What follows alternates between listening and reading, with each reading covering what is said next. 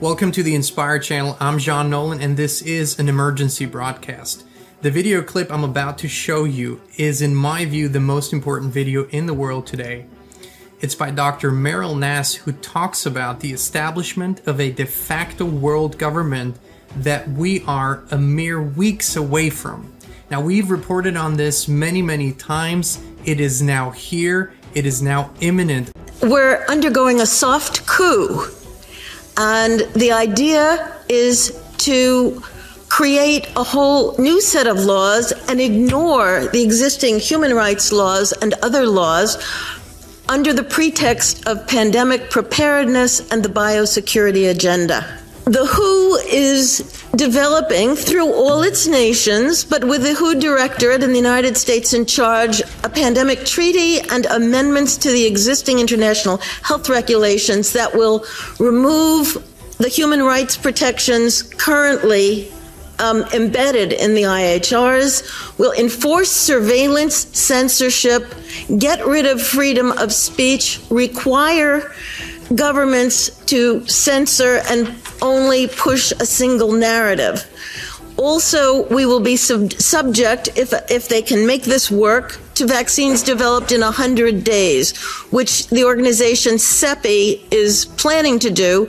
And one of the people who founded CEPI was Jeremy Farrar, who is now the chief scientist at the WHO, to bring this forward. Other things that amendments do is to bind the states so they're no longer recommendations but enforceable edicts, provide a liability shield, get rid of intellectual property rights, move supplies from one country to another, enforce digital passports, and the Director General of WHO can demand that a pandemic or a potential pandemic exists. He can just declare it with no standards, and then countries around the world will have to obey. Also, the WHO will tell you what drugs you can and can't use in your nation once a pandemic is declared. Obviously, the budget will increase. One Health is another part of this. One Health is a concept that was created to enable the WHO, with these documents, to take over jurisdiction of everything in the world by saying that climate change, animals, plants, water systems, ecosystems are all central to health. Also embedded in this concept is a peculiar notion that humans are no longer of greater value than animals. All right, we've talked about this.